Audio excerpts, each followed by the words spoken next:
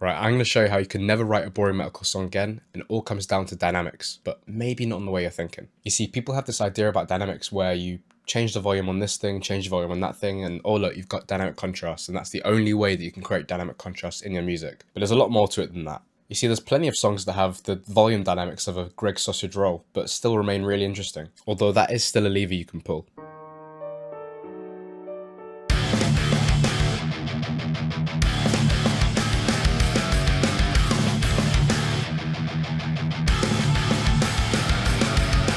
But there's a bunch of other techniques that we can use to make our songs feel more dynamic and thus less boring, and that's what I want to show you today. Now, I want to preface the rest of this video by saying, if you follow these techniques, this doesn't necessarily mean your song will be good.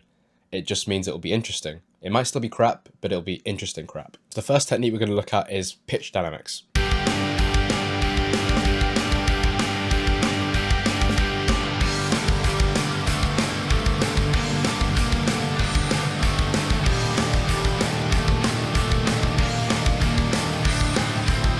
So pretty crude example there, but you can hear when the pitch of the melody changes, it changes the energy of the song and thus creates a bit of dynamic contrast there. This technique can work really well on vocals, especially as you move between the sections. For example, if you had a lower pitched verse and then a higher pitched chorus and then an even higher bridge, as you move through the sections, the pitch of the vocal can help to outline that, and that can create dynamic contrast through the track. But you can also do this on your riffs, on your leads, you can do this on anything really. So next on the list is timing changes.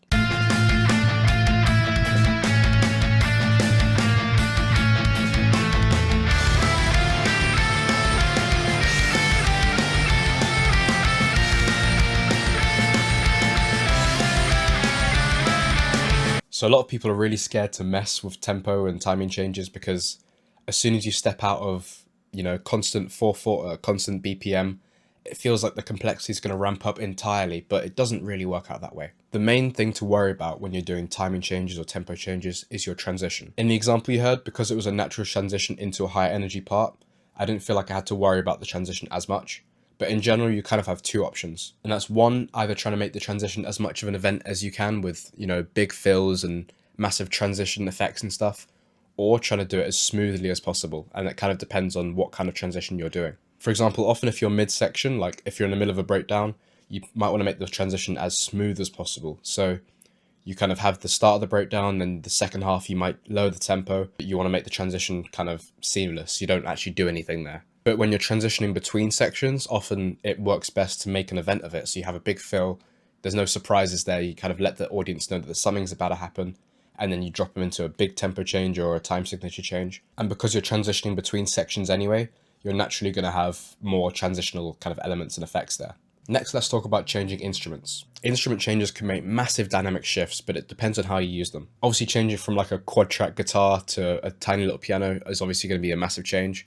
But there are more subtle ways that you can help to build the music without kind of making such drastic changes. And that's usually done by subtly adding familiar instruments into the track as you go along. For example, if there's a synth part at the start of the song, you might reintroduce that synth in the second verse or something, and that could help to build the dynamics of the song without creating such a massive change in the track. This also helps to, if you have a repeated section, to make that section kind of break it up a bit and make it less boring. This is how bands such as Bring the Horizon have seemingly such little dynamic movement in the track, but the song always seems to be building and progressing, getting more exciting. And finally, but maybe most importantly, we're going to be talking about intensity.